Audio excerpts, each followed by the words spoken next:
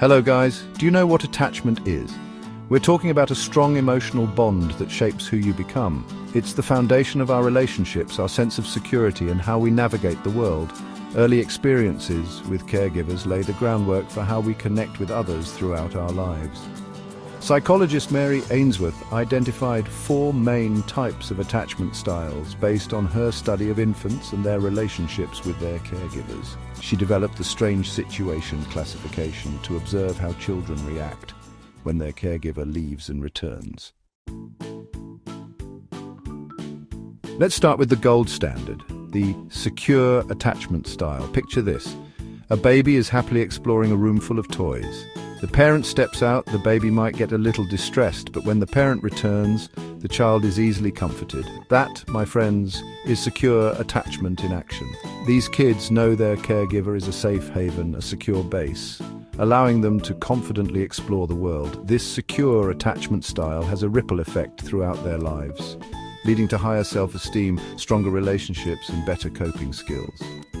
So how do you foster this secure attachment? It's all about being present, responsive, and consistent. When your child needs you, you're there, providing comfort and reassurance, building an unshakable foundation of trust. Now let's talk about avoidant attachment. Imagine that same baby in the room full of toys. The parent leaves and the baby barely reacts. When the parent returns, the child might avoid eye contact or continue playing as if nothing happened. They've learned to suppress their emotions because those needs weren't consistently met. This isn't because the parents are bad people. It could be due to a variety of factors, like a caregiver who is emotionally unavailable or dismissive. Over time, the child learns that seeking comfort is futile, so they stop seeking it altogether.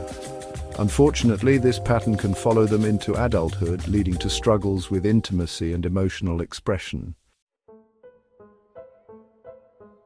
Next up, we have ambivalent attachment, also known as anxious-resistant attachment. When the parent leaves, the child becomes extremely distressed. When the parent returns, the child's behavior is a mixed bag of emotions. They want comfort, but also push their parent away.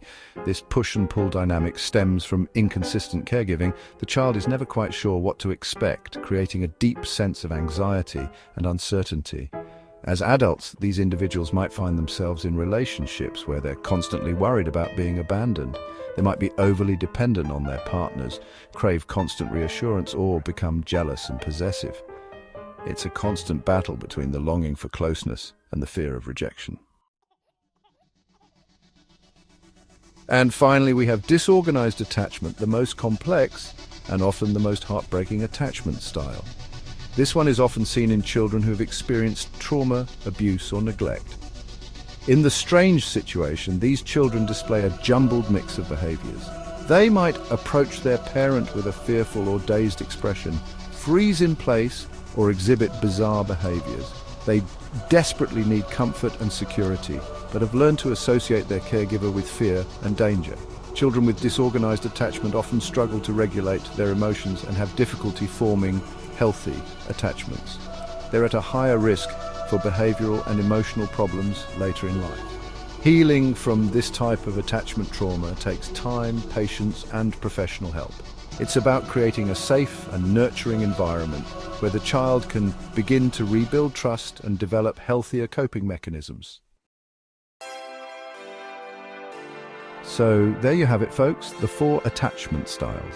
By understanding these attachment styles, we can better understand the development of emotional bonds and how early experiences shape our ability to form relationships and cope with stress. Remember, these styles aren't set in stone. With awareness, self-reflection, and the right support, we can change our attachment patterns and create healthier, more fulfilling relationships. Thanks for watching. Don't forget to like, comment, and subscribe for more insightful content. Let's keep the conversation going in the comments below. Tell me about your experiences with attachment. Have you noticed any of these patterns in your own life or in the lives of those around you?